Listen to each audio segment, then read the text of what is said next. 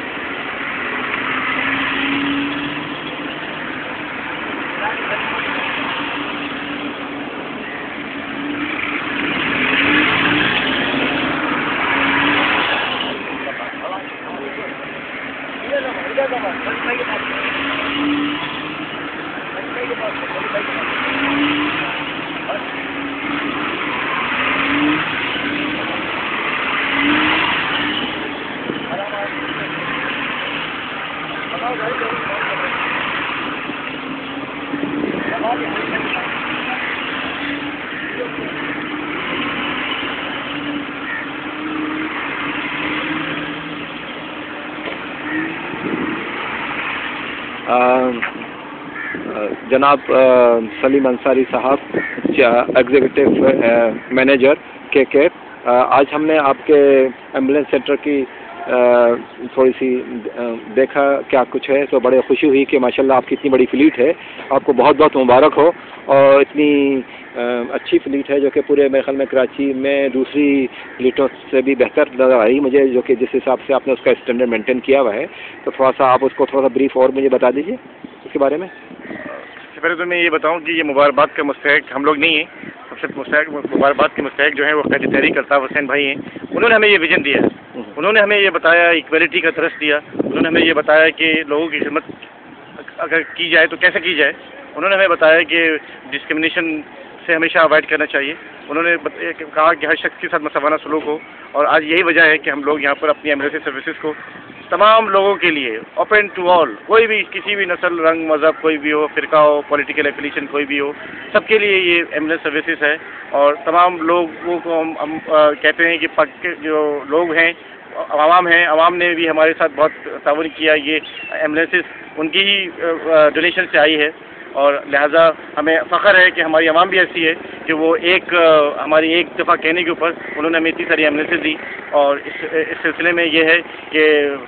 जहाँ तक क्वालिटी का है, मैंने आपको पहले भी बताया, मैं आपको दोबारा बता रहा हूँ कि इसमें हमारी तमाम जितने भी एम्बुलेंसेज हैं सब में ऑक्सीजन मौजूद है। सब में कराची में और किसी भी दूसरी जो कंपनीज़ हैं, उनकी ऑर्गेनाइजेशंस हैं, फाउंडेशंस हैं, ट्रस्ट्स हैं, उनके उसमें मौजूद नहीं है, और ऑक्सीजन नहीं मौजूद है। और हमारा जो ड्राइवर है वो ट्रेंड है, जो कि सर्टिफाइड है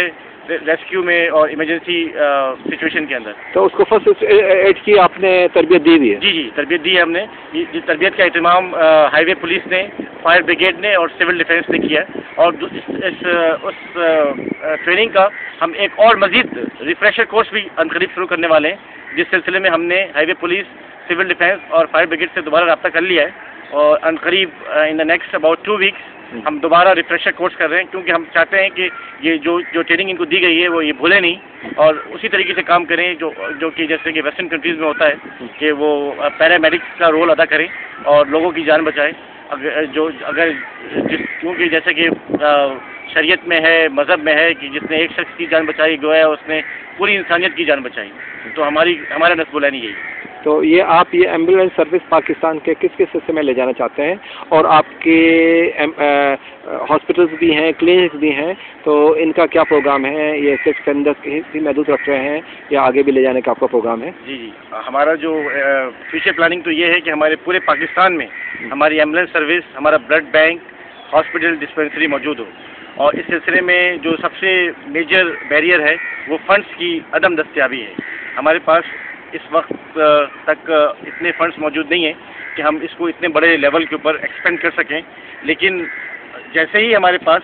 फंड्स की का कोई अरेंजमेंट होगा, हम मुल्क के तमाम शहरों में वो चाहे वो सिंध का शहर हो, चाहे वो बलूचिस्तान के शहर हो, चाहे वो सूबा सरहद हो हमारा, चाहे वो हमारा पंजाब हो, सब जगह पर हम लोग अपने सेंटर्स खोलेंगे। एम्बुलेंस सर्विस भी शुरू करेंगे, मैयत गाड़ी की सर्विस भी शुरू करेंगे, اسپتال بھی وہاں پر شروع کریں گے، بلڈ بینک بھی شروع کریں گے، اور لوگوں کی بھرپور انداز میں خدمت کی جائے گی، اور ان کو رسپیکٹ اینڈ ڈگنیٹی کے ساتھ ٹریٹ کیا جائے گا، اور ان کے ساتھ اچھا سلوک ہوگا، کسی قسم کی کوئی ڈسکرمنیشن نہیں ہوگی، اور قائد تحریک کی ویژن کے مطابق ان سے جتنا بہتر ہو سکے گا اتنا بہتر ان کا علاج بھی ہوگا اسپتالوں میں، اور ایمبولینس کے اندر ان کو سروس بھی مہیا کی جائے گی۔ اس کا تو ثبوت ابھی ریسنٹلی جب آزاد کشمیر میں زلزلہ آیا تھا تو ہم نے ٹیلی ویژن وغیرہ پہ دیکھا تھا اور خبروں سے ظاہر ہوا تھا کہ خدمت خلق فاؤنڈیشن نے جتنی خدمات انجام دی ہیں، عملاً خدمات انجام دی ہیں، تو اس پہ دیکھ کے بہت خوشی ہوئی تھی۔ اس کے بارے میں کچھ آپ بتائیے کہ کیا کچھ ہوا تھا، کس ٹائپ کا آپ نے ریسکیو ورک کیا تھا وہاں پر؟ خدمت خلق فاؤنڈیشن ہی میرے خیال سے واحد ادارہ ہے جس نے ارتھ کوئک میں، جو ناردرن ایریاز میں جو ارتھ کوئک آیا تھا اور بہت شدید وہ تھا ارتھ کوئک، اس میں پاکستان کا واحد این جی او ہے خدمت خلق فاؤنڈیشن، جس نے بہت بڑھ چڑھ کر حصہ لیا، اور اس نے فوری طور پہ جیسے ہی وہاں پر ارتھ کوئک آیا، فوری طور پہ ودن 24 آورس ہم نے وہاں پر ریسکیو ٹیم سے روانہ کی، ہم نے وہاں پر ڈاکٹر روانہ کیے، ہم نے وہاں پر سرجنس روانہ کیے، ہم نے وہاں پر انجینئر سول انجینئر روانہ کیے، ہم نے وہاں پر دوسرے اور انجینئر روانہ کیے، تاکہ وہاں پر جا کر لوگوں کی جان بچائی جا سکے، لوگوں کی خدمت کی جا سکے، اور وہ ملبے میں پھنسے ہوئے لوگ جو وکٹمس تھے ان کو نکالا جا سکے، اور ان کا علاج کیا جا سکے، ان کو کھانا یہاں سے ہم نے بھجوایا، ان کو ہم نے کپڑے بھجوائے، ان کو کمبل بھجوایا، ان کے لیے عارضی گھر بنائے گئے وہاں پر، ان کے لیے جو ہے ہر طریقے سے جو ممکن مدد ہو سکتی تھی، جو بھی انٹرنیشنل اسٹینڈرڈز ہیں اس کے مطابق ہم نے ان کی خدمت کی، اور قائد تحریک سے ہم لوگ مسلسل رابطے میں رہے، اور ان کی ہدایت پر جتنی ہیلپ ہو سکتی تھی ہم نے کی، اور تقریباً ہم نے وہاں پر 30 کروڑ روپیہ 31 کروڑ روپیہ ہم نے وہاں پر خرچہ کیا، اور اس کے ساتھ ساتھ ہم نے 50 لاکھ روپے یعنی 5 ملین روپے ہم نے صدر پاکستان کے ریلیف فنڈ میں بھی دیے، اور جس کی پذیرائی کے طور پر صدر پاکستان نے ہمیں تحریری شکریہ کا خط بھی روانہ کیا، وزیر اعظم نے بھی ہمیں تحریری شکریہ کا خط ادا کیا، انہوں نے ہمیں ایوارڈ دیے کہ آپ لوگوں کی جو سروسز ہیں، جو آپ لوگوں کی خدمات ہیں، از سیکنڈ ٹو نن، not only in Pakistan but out side the Pakistan also. چلے، یہ بہت خوشی ہوئی آپ کے یہ تمام سروس کو دیکھ کر، اور آپ ایک عملاً کام کر رہے ہیں، آپ کو بہت بہت مبارک ہو، اور بہت خوشی ہے، اور انشاءاللہ آپ کو اللہ میاں اور بھی سکسیس دے گا اس میں۔ آپ کا بہت بہت شکریہ کہ آپ نے جو ہے ہمارے کام کی پذیرائی کی، اور آپ نے ہمارے کام کو سراہا، اور انشاءاللہ بھی ہم آئندہ بھی اس سے بھی بڑھ چڑھ کر ان کاموں میں حصہ لیں گے، اور ہم کسی بھی طریقے سے اس خدمت خلق کے جذبے سے کبھی پیچھے نہیں ہٹیں گے۔ شکریہ، تھینک یو۔